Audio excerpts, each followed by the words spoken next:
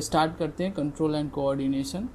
I will try to explain every word, सारे word explain करूँगा। जितने क्वेश्चंस हैं इसमें सारे क्वेश्चंस देखेंगे हम, and we are going to go in the deep for some lines where we need to understand it, right. तो control and coordination start करते हैं। एनसीईआरटी फर्स्ट क्या बोल रही है कि in the previous chapter we looked at life process. हमने, मेरा वीडियो है लाइफ प्रोसेस पे एनसीईआरटी का, मैंने कर रखा है, involve in the maintenance functions in living organism.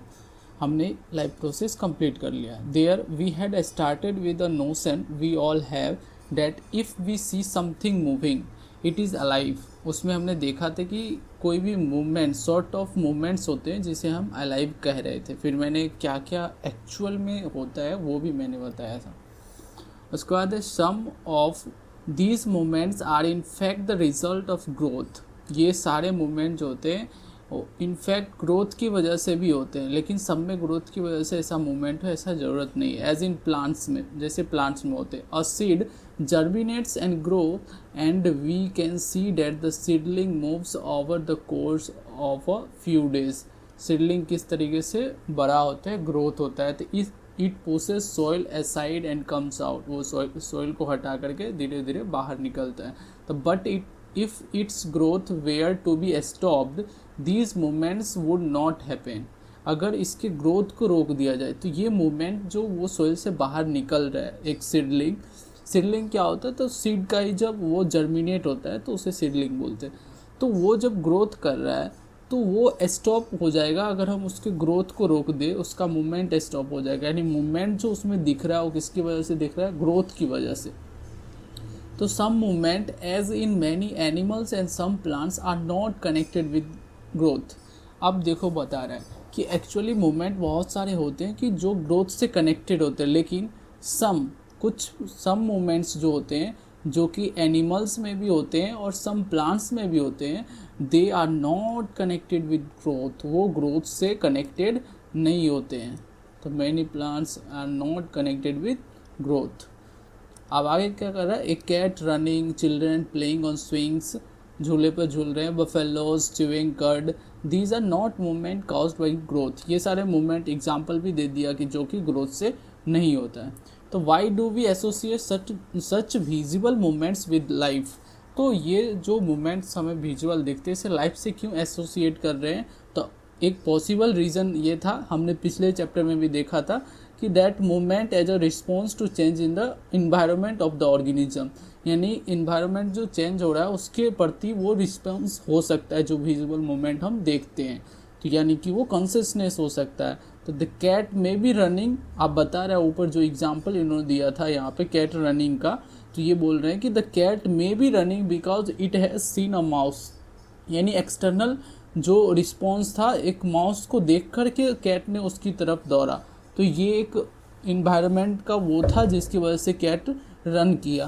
तो not only that we also think of movement as an attempt by living organism to use changes in their environment to their advantages.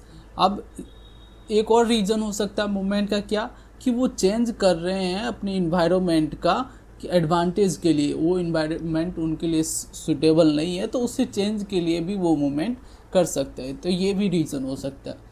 तो movement करने का एक reason हो सकता है कि environment का रिस्पॉन्स है वैसा, तो वो हो सकता है। यहाँ पर कहाँ पर दिया था, as an attempt of living, ये तो चेंजेस ऑफ दूसरा वाला एक है, और विजुअल मूवमेंट और possible answer two we think of movement as a response to change in, ये पहला वाला, ये पहला रीज़न हो सकता है। तो plants grow out into sunshine, plants sunshine में ग्रो आउट करते हैं। Children try to get pleasure and fun out of swinging, buffalo chew cud to help. किस लिए करते हैं, तो क्या क्या इन्वायरमेंट का वो दिया, chew cud to help break up tough food so as to able to digest it better. तो इस सब के लिए बफेलो वो करते हैं। जो वो कर रहे थे, जो उनका मूवमेंट था वो किस लिए था, तो इन्वायरमेंट के प्रति इस सब चीज़ों के लिए था, ये यहाँ पे एक्सप्लेन किया।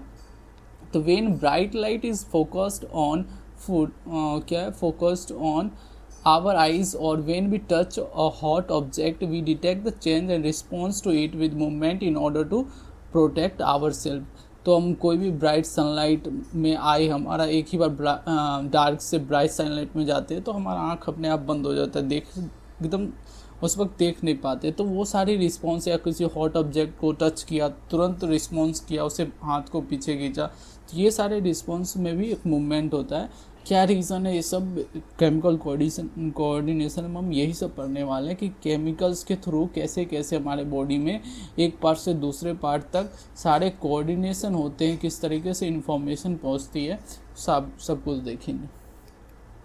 उसके बाद if we think a bit more about this, it becomes apparent that all this movement in response to environment is carefully control.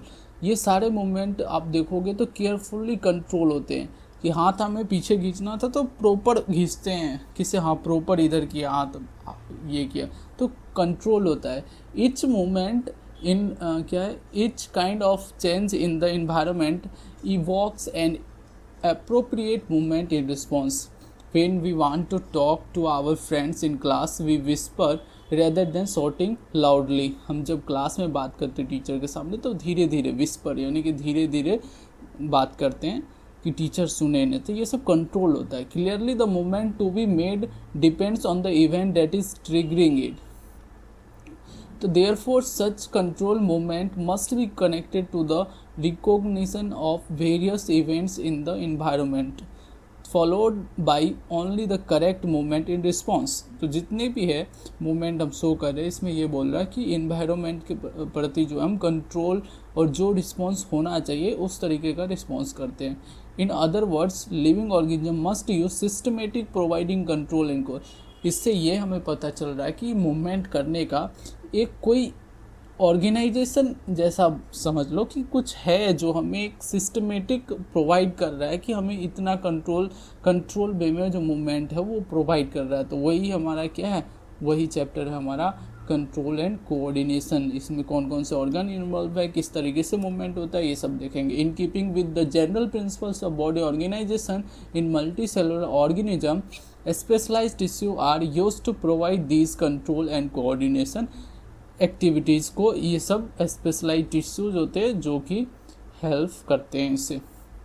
अब सबसे पहले एनिमल नर्वस सिस्टम को तो हम स्टार्ट करते हैं। एनिमल का क्या करा इसमें, in animal such control and coordination are provided by nervous के सिस्टम के द्वारा एंड मस्कुलर टिश्यूज, इनके द्वारा ये प्रोवाइड किया जाता है, which we have studied in class 9th में आपने पढ़ा होगा। इसमें बोल रहा है कि टचिंग अ हॉट ऑब्जेक्ट, अगर हॉट ऑब्जेक्ट को टच किए is an urgent and dangerous situation होता है for us, we need to detect it and response to it.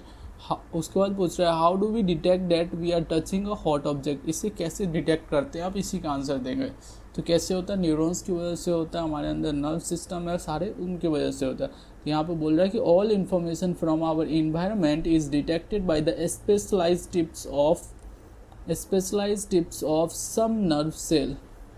उनके स्पेशलाइज्ड टिप्स होते हैं, टिप्स में क्या होते हैं, डेंड्राइट्स होते हैं, जो कि किसी भी चेंज को डिटेक्ट किया और उसे एक्सोन की तरफ भेजा, इस तरीके से वो ट्रेवल होता है। तो these receptors are usually located in our sense organs में होते हैं, हमारे 5 सेंस ऑर्गन्स होते हैं, तो वो यूजली सेंस ऑर्गन्स में होते हैं, सब बॉडी पार्ट्स में, हर एक बॉडी पार्ट्स में यूजली बोला ना।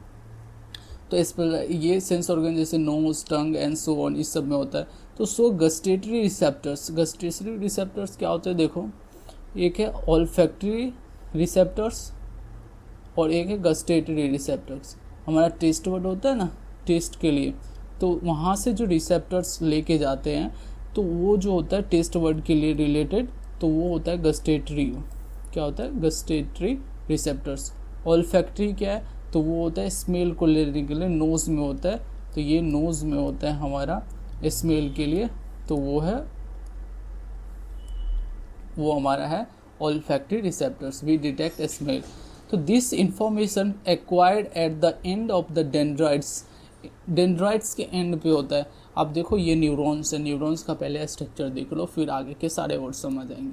तो ये देखो ए डायग्राम, यहाँ पर देखो ए नंबर में, यहाँ पर न्यूरॉन्स है। न्यूरॉन्स में ये क्या है, बीच में एक न्यूक्लियस है, न्यूक्लियस तो है, ये पूरा जो है यहाँ से इस तरीके से देखो तो ये जो है ये सेल बॉडी है। क्या है, ये सेल बॉडी है। इसे कैरी ऑन वगैरह भी कहते हैं, तो आपके लिए वो अभी जो एनसीईआरटी में हम उसे पढ़ते हैं। तो ये है सेल बॉडी, राइट। तो ये सेल बॉडी है। अब सेल बॉडी में देखो कि ये सारे जो है यहाँ से सेल बॉडी से जो निकल रहा है ये सारे हैं डेंड्राइट्स। क्या है ये? डेंड्राइट्स। यहाँ पे देखो नेम लिखा है डेंड्राइट्स।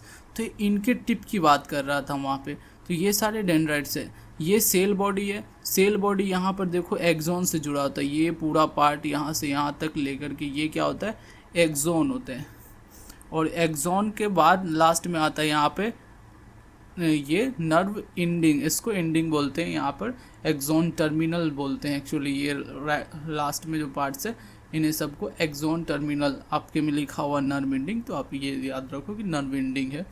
तो ये सारे एक्सॉन का टर्मिनल पॉइंट्स होते हैं। तो इस तरीके से इन्फॉर्मेशन यहाँ से इंटर किया, कोई भी इन्फॉर्मेशन है ये यहाँ से इंटर कर रहा है और ये इन्फॉर्मेशन यहाँ से ट्रेवल होके इससे होते हुए फिर एक्सॉन में जाता है। इसी डायरेक्शन में सारे इन्फॉर्मेशन जाते हैं, एक्सॉन से होते हुए फिर एक्सॉन टर्मिनल, और इस तरीके से फिर दूसरा यहाँ पर न्यूरॉन्स होंगे, दूसरे न्यूरॉन्स के यहाँ पे फिर डेंड्राइट्स होंगे, वो डेंड्राइट्स लेगा इस इन्फॉर्मेशन को, फिर उस न्यूरॉन्स के थ्रू आगे इन्फॉर्मेशन फिर इसी तरीके से ट्रेवल होगा।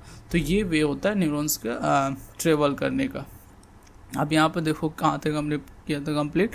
This information acquired at the end of the dendrite tip of a nerve cell, figure 6.1 का ए में, sets of a chemical reaction that creates an electrical impulse. तो एक्चुअली में ये जो ट्रेवल हो रहा है इन्फॉर्मेशन, आप इसमें देखो कि इससे क्या होता है कि यहाँ पर कोई केमिकल, एक न्यूरॉन्स, आप जो भी इंफॉर्मेशन आया उससे एक केमिकल आया, वो केमिकल यहाँ पे आकर के चेंजेस लाता है और वो चेंजेस ला करके यहाँ पे फिर नर्व इम्पल्स इसमें क्रिएट होता है, इलेक्ट्रिकल इम्पल्स होता है। वो इलेक्ट्रिकल इम्पल्स ये केमिकल की वजह से यहाँ पे एक इलेक्ट्रिकल इम्पल्स क्रिएट होता है और ये इम्पल्स इसमें ट्रेवल करके आगे जाता है, फिर यहाँ से केमिकल को रिलीज़ करता है और रिलीज केमिकल देन नेक्स्ट जो न्यूरॉन्स है उनके डेंड्राइट में फिर रिस्पॉन्स क्रिएट करता है, जिससे उनके डेंड्राइट्स में फिर एक नर्व इम्पल्स क्रिएट होता है जो कि इलेक्ट्रिकल होता है और वो इलेक्ट्रिकल रिस्पॉन्स फिर नेक्स्ट ट्रेवल करता है। इस तरीके से इंफॉर्मेशन जाती है। तो वो यहाँ पर यही कह रहा था कि sets of a chemical reaction that creates an electrical impulse. तो क्या कर रहा है कि जो डेंड्राइट्स की टिप है वहाँ पर एक केमिकल रिएक्शन होता है, वो केमिकल जो होते हैं केमिकल, वहाँ पे बहुत सारे चैनल्स होते हैं, उसकी वजह से अंदर फिर केमिकल जाना, तो ये सब चेंजेस लाते हैं। फिर वो चेंजेस लाने के बाद वहाँ पर एक इलेक्ट्रिकल इम्पल्स क्रिएट होता है। ये पूरा प्रोसेस आप 11th में पढ़ोगे। तो ये इलेक्ट्रिकल इम्पल्स फिर ट्रेवल करते हैं किस डायरेक्शन में? सेल बॉडी से एक्सॉन की तरफ। तो ये डायरेक्शन होता है इसका। इसके बाद क्या आ रहा है देखो,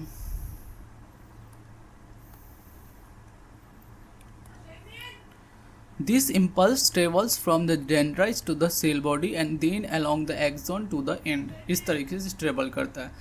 At the end of the axon, axon के end में the electrical impulse sets off the release of some chemicals। इसके एंड में क्या होता है? एक्सॉन का टर्मिनल जो होता है, at the end of axon, axon के एंड में जो कि होता है एक्सॉन टर्मिनल, एक्चुअली में वर्ड होता है इसका। तो आप एंड ऑफ एक्सॉन भी लिखोगे तो सही है, एक्सॉन टर्मिनल बोलते हैं।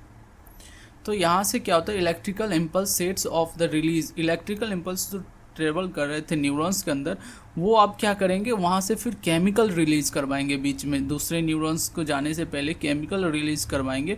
तो these chemicals cross the gap और साइनेप्स।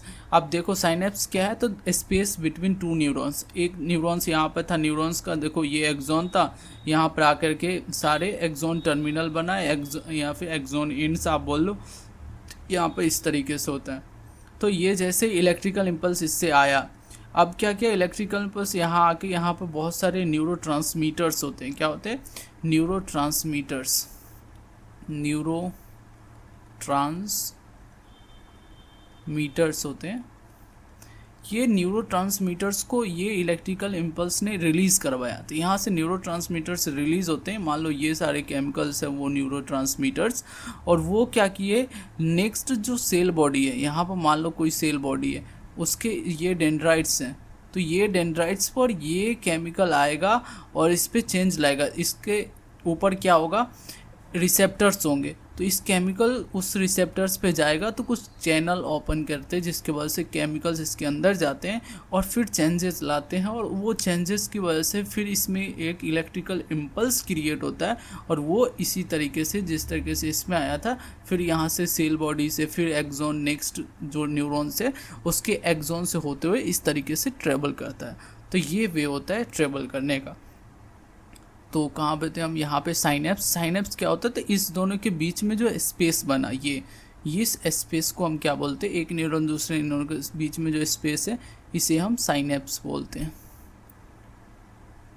साइनेप्स स्पेस आपको केमिकल कोऑर्डिनेशन, केमिकली जो हो रहा है वो हम देखेंगे आगे, वो आपके लिए आप आगे लिखा होगा तो उसे पढ़ेंगे। केमिकली जो होता है ना, उसमें ये साइनेप्स बनता है। इलेक्ट्रिकल इम्पल्स क्रिएट, एक होता है इलेक्ट्रिकल साइनेप्सिस, तो उसमें ये साइनेप्स बहुत कम होता है, ना के बराबर नहीं होता है, ऐसा होता है।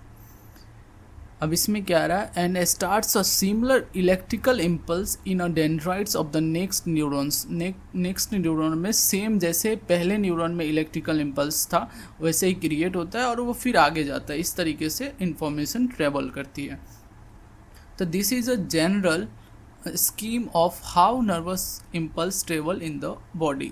तो ये पूरा जनरल स्कीम है कि किस तरीके से नर्वस इम्पल्स हमारे बॉडी में ट्रेवल करते हैं।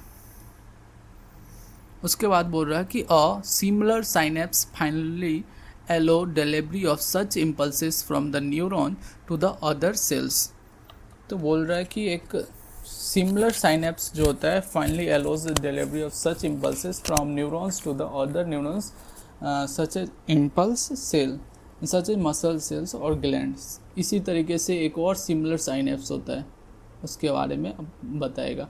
It is thus no surprise that, यहाँ पर ये इसकी बात कर रहा है क्या, similar synapse finally allows delivery of such impulses from neurons to the other cells तक आप जा रहे हैं। न्यूरॉन्स से न्यूरॉन्स पहले जा रहे थे, अब क्या है, न्यूरॉन्स से सेल्स या फिर मसल सेल्स ले लो जिसमें ग्लैंड होंगे, तो उन तक कैसे न्यूरॉन से जा रहा है। तो ये डायग्राम है बी का डायग्राम। देखो यहाँ पर हो रहा था कि एक न्यूरॉन से दूसरे न्यूरॉन में इंफॉर्मेशन गया, अब वो न्यूरॉन इंफॉर्मेशन करते करते किसी मसल तक इंफॉर्मेशन लेके जाएगा, किसी ग्लैंड तक इंफॉर्मेशन ले जाएगा। तो देखो यहाँ पर है, ये मान लो कोई न्यूरॉन्स था, इंफॉर्मेशन लेके आया, इलेक्ट्रिकल इम्पल्स यहाँ से आ रहे हैं, इलेक्ट्रिकल इम्पल्स।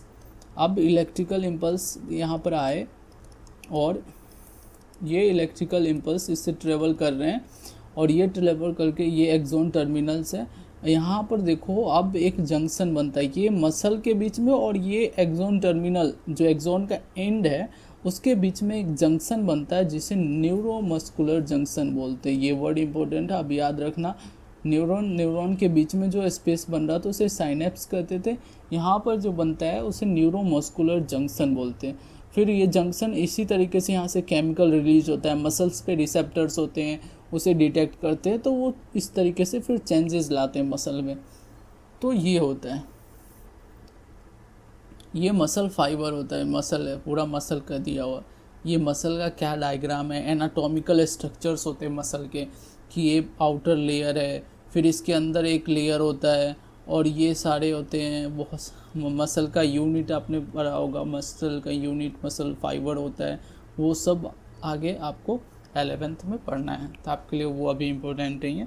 इसी तरीके से एक्सोन, यहाँ पे देखो थोड़ा सा बताया गया, ये एक्सोन टर्मिनल, एक्सोन का एंड है, ये क्या है, एक्सोन एंड।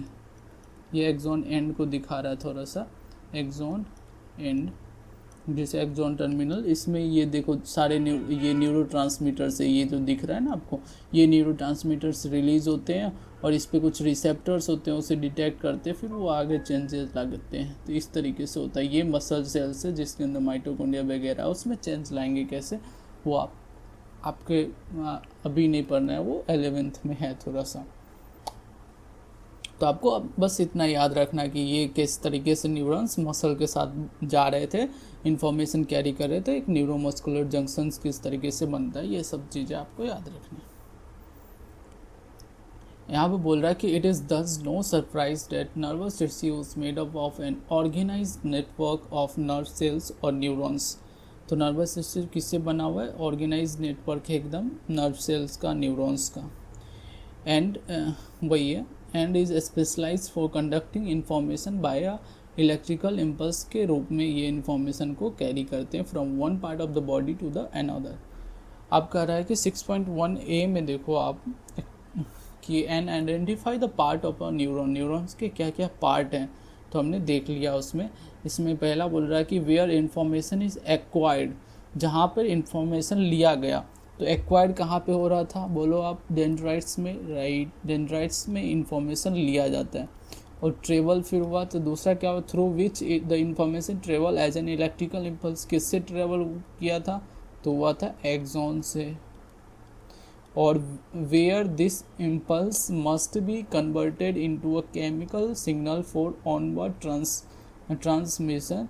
तो यहाँ कहाँ पर होता है? End of axon, end of axon पे, जिसे हम क्या कर रहे हैं? Axon terminal. तो यहाँ पर ये चीज़ जो है कि इलेक्ट्रिकल इम्पल्स की वजह से जो है केमिकल्स जो रिलीज हो रहे थे ऑनवर्ड ट्रांसमिशन के लिए, यानी आगे के जो ट्रांसमिशन होंगे उसके लिए। तो ये एक्सॉन टर्मिनल पे। 6.1 एक्टिविटी है हमारे पास। इस एक्टिविटी में क्या बोल रहा है कि put some sugar in your mouth, how it taste, कैसा टेस्ट किया? ठीक है, मीठा टेस्ट किया। देन बोल रहा है block your nose by pressing it between. हाँ, इसमें क्या बोल रहा है मैं पूरा बता देता हूँ। इसमें ये बोल रहा है कि आप देखो, अगर शुगर को आपने लिया जैसे माउथ में, अब माउथ में जो आपको टेस्ट आया उस वक्त नोज़ ओपन था। अब दूसरी बार क्या करो, शुगर को माउथ में लो और नोज़ को बंद कर लो। नोज़ को बंद करके उसके बाद शुगर को माउथ में लो। देन आप फील करो, देन आप टेस्ट का फील करोगे, टेस्ट दोनों में क्या चेंजेस थोड़ा सा दिख रहा है। तो आप देखोगे कि अगर हम शुगर ही लेते हैं तो शुगर थोड़ा सा सिंपल होता है। आई मीन कि इस तरीके से समझो, अगर आप फूड लेते हो, फूड में बहुत सारे चीज़ मिक्स होते हैं तो उसमें कुछ फ्लेवर होता है। शुगर में क्या है कि एक सिंपल चीज़ है, शुगर है, तो इसमें आपको ज़्यादा डिफरेंस नहीं दिखता है, इसमें लगेगा सेम ही है। जब आप ऐसे ही माउथ में लो चीनी को टेस्ट के लिए, जो टेस्ट आपको फील हो रहा है, और आप एक बार नोज़ बंद करके देन टेस्ट कर, दोनों सेम आएंगे। लेकिन अगर फूड लोगे आप, इसमें बोल रहा है जैसे लंच में, ईटिंग लंच, तो लंच में अगर फूड लेके जाते हो तो आप ट्राई करना, फूड को अगर नोज़ को ओपन करके, नोज़ को अभी बंद नहीं कर रहे, फूड को अगर आपने जीभ पे टेस्ट करोगे तो वो टेस्ट, और जब नोज़ को बंद करके देन फूड को जीभ पे रख के टेस्ट करोगे तो दोनों में आपको अलग लगेगा। तो नोज़ में, इससे हमें ये पता चलता है कि नोज़ में भी कुछ होते हैं रिसेप्टर्स स्मेल के, तो वो भी हमें थोड़ा सा टेस्ट को, वो फ्लेवर को डिटेक्ट करने में, फ्लेवर को पता करने में हेल्प करते हैं। तो वो भी इम्पोर्टेंट होता है, ये है इसमें। तो is there a difference in how sugar and food taste if your nose is blocked? हाँ, दोनों में आता है। शुगर में ज़्यादा नहीं आता डिफरेंस, लेकिन फूड में, शुगर में नहीं आता है और फूड में यस आता है। इसमें नोज़ ब्लॉक करने पर ओपन में आता है। So why might this be happening, क्यों ऐसा होता है? Read and talk possible explanation of this kind of difference. Do you come across a similar situation when have a cold? Cold में भी आप देखो, कोल्ड में यानी सर्दी हमें हो जाता है, नोज़ उस वक्त क्या होगा? बंद होगा, तो उस वक्त हमें खाने का प्रॉपर टेस्ट पता नहीं चलता है। अब आपको समझ आ गया पक्का कि उस वक्त जो फ्लेवर होता है फूड का वो हमें नहीं पता पड़ पाता है, क्योंकि नोज़ ब्लॉक है, नोज़ में फिर स्मेल जाता नहीं है, वहाँ पर रिसेप्टर्स जो है वो नोज़ के उसे डिटेक्ट नहीं कर पाते, इसलिए फ्लेवर, एक्चुअल फ्लेवर वो हमें सही से पता नहीं चल पाता। अब नेक्स्ट टॉपिक हमारा रिफ्लेक्स एक्शन। तो रिफ्लेक्स एक्शन देखते हैं।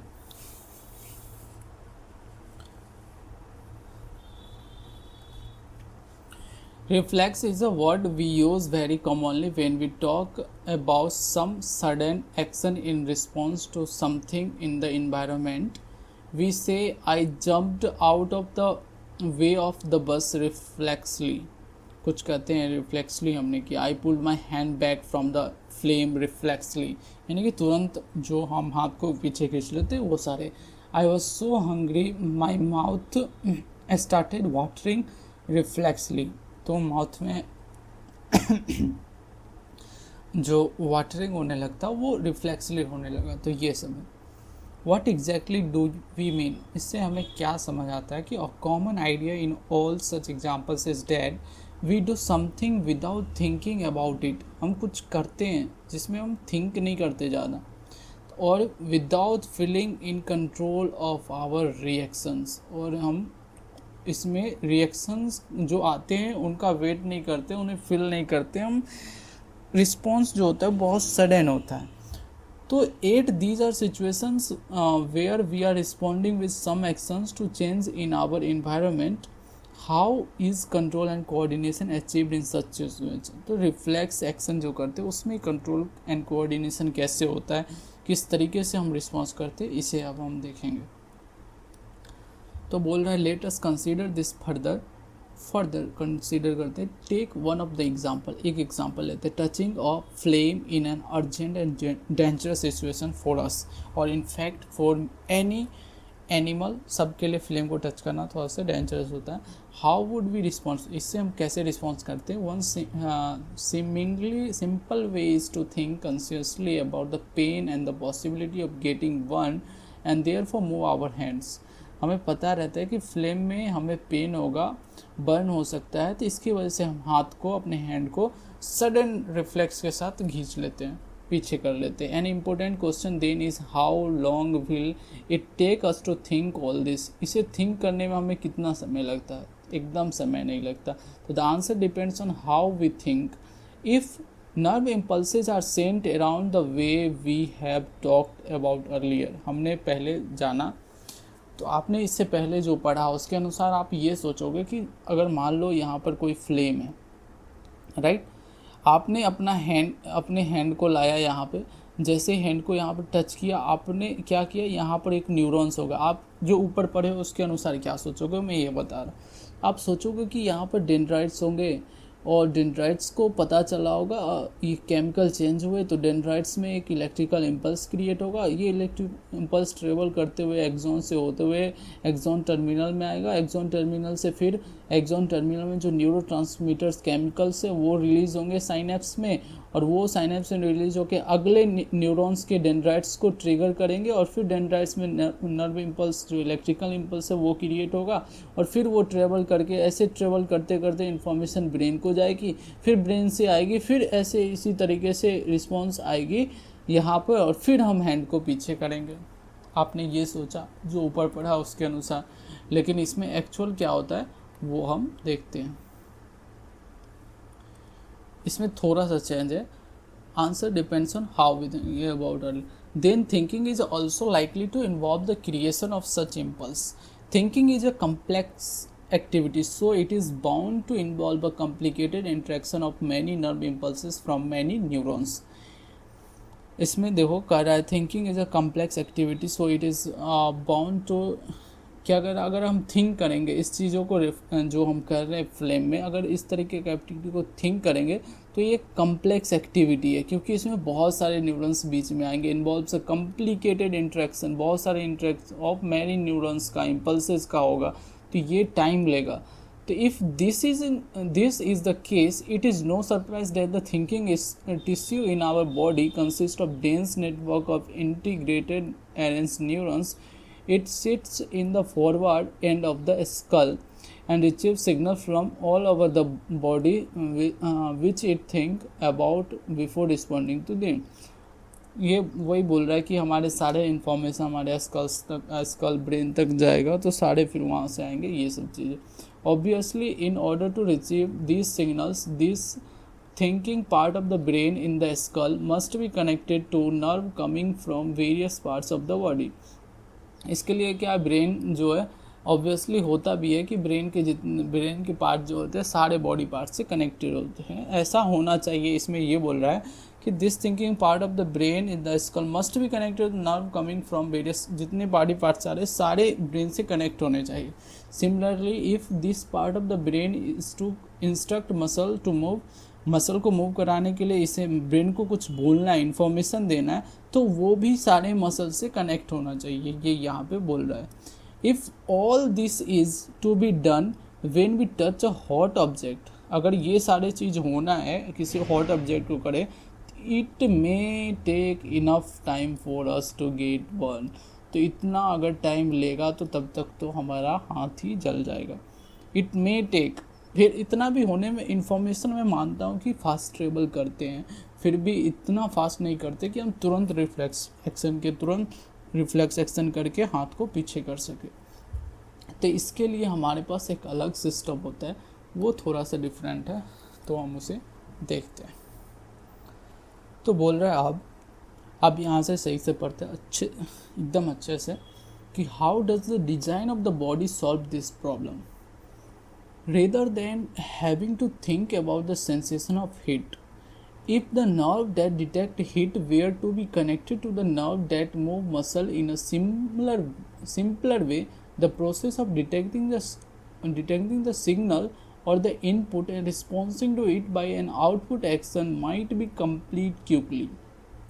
अब बोल रहा है अगर इसी चीज़ को कुछ इस तरीके से कर दिया जाए कि यहाँ से एक फ्लेम था, हमने हैंड दिया, यहाँ से हैंड से डिटेक्ट हुआ और ये न्यूरॉन आया, कहीं तक आया मान लो, और वहाँ से एक फिर दूसरा न्यूरॉन्स में ये इन्फॉर्मेशन यहाँ तक आया और ये दूसरे न्यूरॉन्स में चला गया जो कि मोटर है, और मोटर न्यूरॉन्स में आके इन्फॉर्मेशन डायरेक्ट इस मसल को मिल गई।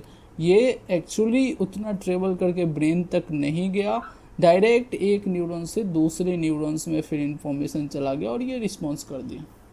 अगर कुछ इस तरीके का हो जाए तो आप सोचो कि कितना जल्दी रिस्पॉन्स होगा और कितना जल्दी रिफ्लेक्स हो जाएगा।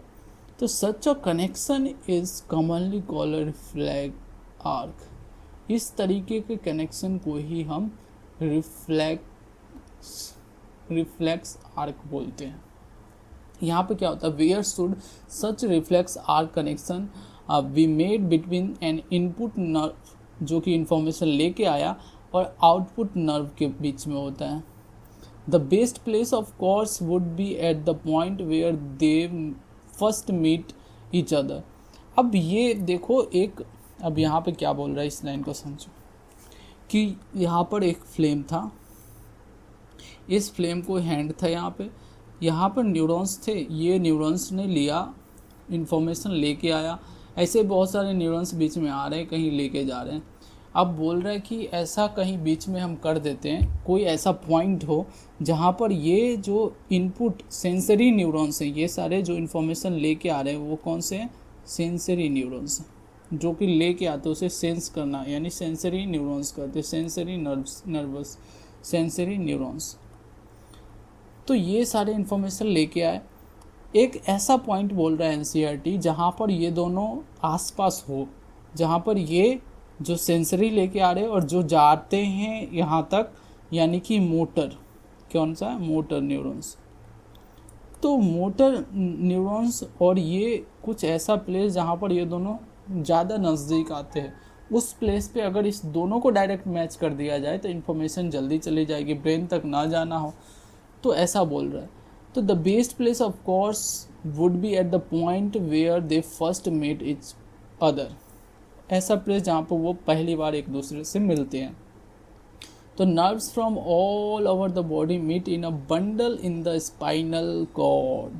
अब बोल रहा है एक्चुअली क्या होता है, कोई भी इंफॉर्मेशन आ रहा है तो जितने भी नर्व्स होते हैं all over the body meet in a bundle in the spinal cord में वो मिलते हैं on their way to the brain, brain से जाने से पहले वो स्पाइनल कॉर्ड में मिलते हैं। तो वो एक प्लेस है जहाँ पे ये दोनों आपस में कनेक्ट हो सकते हैं, राइट, स्पाइनल कॉर्ड की बेस। तो reflex arc are formed in the spinal cord, इसकी वजह से क्या होता है कि रिफ्लेक्स आर्क जो होते हैं वो स्पाइनल कॉर्ड में ही बनते हैं itself, although the information input also goes on to reach the brain.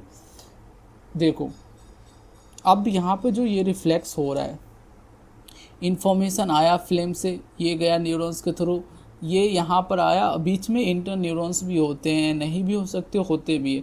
तो समझो कि ये सेंसरी से डायरेक्ट मोटर में आया, इस तरीके से सोचो, डायरेक्ट सेंसरी से मोटर में आया और ये यहाँ पर रिस्पॉन्स दे दिया। अब आप बोलोगे कि ये इन्फॉर्मेशन क्या ब्रेन तक नहीं जाती?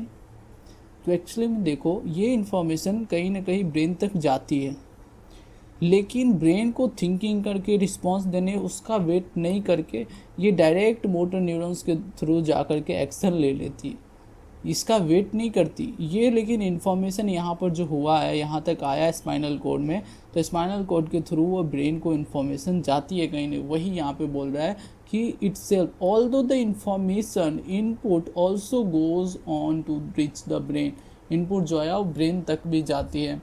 Of course, reflex arc have evolved in animals because the thinking process of the brain is not fast enough.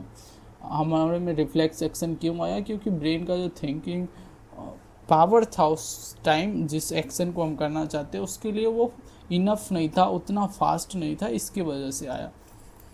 In fact, many animals have very little or none of the complex neurons network needed for thinking. In fact many animals have very little, बहुत कम, और none of the complex neurons network needed for thinking. बहुत सारे animals में ऐसा है कि उनमें इस तरह के कम्प्लेक्स न्यूरॉन्स नहीं होते। So it is quite likely that reflex arc have evolve as efficient way of functioning in the absence of true thought process. तो ये यहाँ पर क्या बोल रहा है, देखो बहुत सारे एनिमल्स होते हैं जिसमें प्रॉपर ब्रेन डेवलप नहीं होता, तो उनमें फास्ट रिस्पॉन्स के लिए इस तरीके के रिफ्लेक्स आर्क होते हैं। However, even after complex neurons network have come into existence, reflex arc continue to be more efficient for quick. अगर जैसे हम लोगों में कि हमारे अंदर कम्प्लेक्स न्यूरॉन्स प्रॉपर हैं, यानी हमारा ब्रेन वगैरह है, फिर भी हमें फास्ट एक एक्टिविटी के लिए, फास्ट रिफ्लेक्स के लिए हमारे पास एक रिफ्लेक्स आर्क फिर भी होना चाहिए, इसकी नीड होती है। छोटे जो एनिमल्स हैं जिनमें नहीं है proper brain develop, complex cell नहीं है, उनमें तो होती है, लेकिन हम में भी नीड होती है। तो ये बता रहा है एक्चुअली में ये कैसे इंफॉर्मेशन ट्रेवल करती है, किस तरीके से, वो सारा यहाँ पर दिया। देखो ये कोई हॉट है, हॉट ऑब्जेक्ट, यहाँ से रिसेप्टर्स आप देखो वही सारे हैं। रिसेप्टर्स इन द स्किन में क्या है, रिसेप्टर्स है जो कि हीट और पेन को रिसेप्ट किया। यहाँ से रिसेप्टर लिया डेंड्राइट्स के थ्रू, वो क्या होगा एक्सॉन में, सेल बॉडी से होते हुए एक्सॉन में, एक्सॉन्स के एक्सॉन टर्मिनल में वहाँ पर न्यूरोट्रांसमीटर रिलीज हुआ, केमिकल रिलीज हुआ, और इसी तरीके से वो नेक्स्ट न्यूरॉन्स में इलेक्ट्रिकल इम्पल्स को क्रिएट किया, इस तरीके से ट्रेवल किया। तो ये यहाँ से मान लो इस तरीके से ट्रेवल कर रहे हैं, ये बहुत सारे न्यूरॉन्स बीच में आ रहे हैं, तो ये सारे क्या है, सेंसरी न्यूरॉन्स है, सेंसरी न्यूरॉन।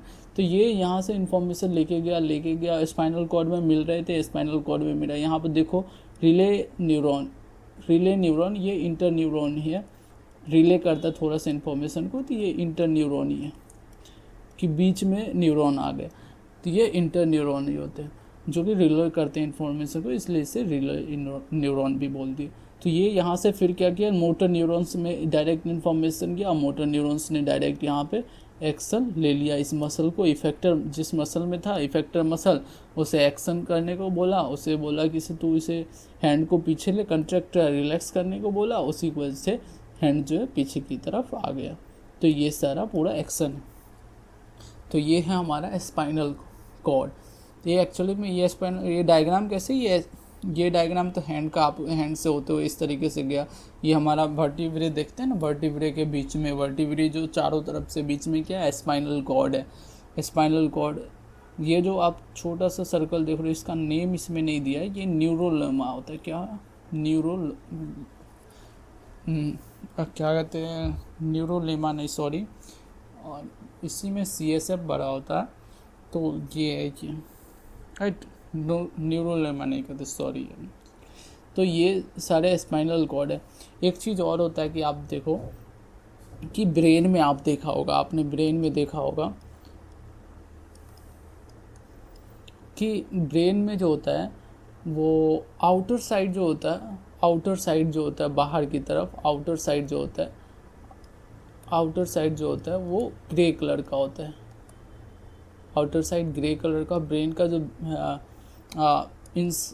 इनर साइड होता है, इनर का पार्ट जो होता है वो वाइटिश होता है। इसका सेम पूरा उल्टा, इसका जो है अपोजिट होता है हमारे स्पाइनल कॉर्ड में। इसका क्या होता है, अपोजिट होता है, इसका अपोजिट होता है। आप देखोगे कि इसका अपोजिट होता है हमारे स्पाइनल में, हमारे स्पाइनल कॉर्ड में। स्पाइनल कॉर्ड में क्या होता है कि आउटर जो होता है वो वाइट होता है और हमारा इनर पार्ट जो होता है वो क्या होता है, वो ग्रे होता है। इस तरीके से होता है इसमें।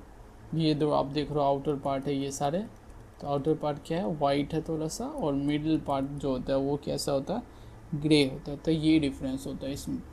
और ये वर्टिब्री आप बैक देखोगे अपना पीठ, तो ये पीठ में ये वर्टिब्री है, तो इसे यहाँ से लिया है सेक्शन और ये दिखा रहा है कि ये देखो ऊपर की तरफ इधर जा रहा है ब्रेन तक, ये ना मैसेज गोइंग टू ब्रेन, तो ये ब्रेन तक जा रहा है, इसी को बीच में दिखा रहा है किस तरीके से दिखता है। इसमें होता है CSF बढ़ा हुआ, सॉरी इसके अंदर होता है CSF बढ़ा हुआ। ये पूरा स्पाइनल कॉर्ड है, यहाँ पे ये स्पाइनल कॉर्ड है, इसके चारों तरफ होता है वर्टिब्रे। ये वर्टिब्रे होता है इसके पीछे, जिसको प्रोटेक्ट करने का काम करता है। Can you now track the sequence of events which occur when a bright light is focused on your eye? अब यहाँ पे बोल रहा है कि आप सीक्वेंस ऑफ इवेंट्स ट्रैक कर सकते हो अगर कोई ब्राइट लाइट आपके आँखों पे पड़ती है तो क्या क्या होता है ब्राइट लाइट के बारे में। तो देखो इसमें भी कर सकते बिल्कुल कि जैसे ही ब्राइट लाइट आया तो वो एक स्टिमुलस है। वो स्टिमुलस क्या है, ब्राइट लाइट है। तो कैसे होता है एक्चुअली आई में, देखो ब्राइट लाइट है तो ब्राइट लाइट एक स्टिमुलस है। वो जैसे ही आई पे आया तो आई पे जो रिसेप्टर्स है उसने रिसेप्टर्स जो है वो उसे डिटेक्ट किया, जिसमें कौन रिसेप्टर्स में आते हैं ना, फोटो रिसेप्टर्स होते हैं हमारे आई में, तो उन्होंने उसे डिटेक्ट किया। फोटो रिसेप्टर्स होते हैं, उन्होंने उन्हें डिटेक्ट किया और वहाँ से क्या हुआ, सेंसरी न्यूरॉन्स है वो उस इंफॉर्मेशन को लिया और सेंसरी न्यूरॉन्स ने उसे CNS में दिया, सेंट्रल नर्वस सिस्टम जो हमारा ब्रेन है वहाँ तक गया, और फिर वहाँ से मोटर न्यूरॉन्स आया, मोटर न्यूरॉन्स, और वो मोटर न्यूरॉन फिर क्या किया, इफेक्टर सेल तक हमारे जो इफेक्टर आई के सेल्स हैं उसे एक्शन दिया और फिर वो एक्शन किया ब्राइट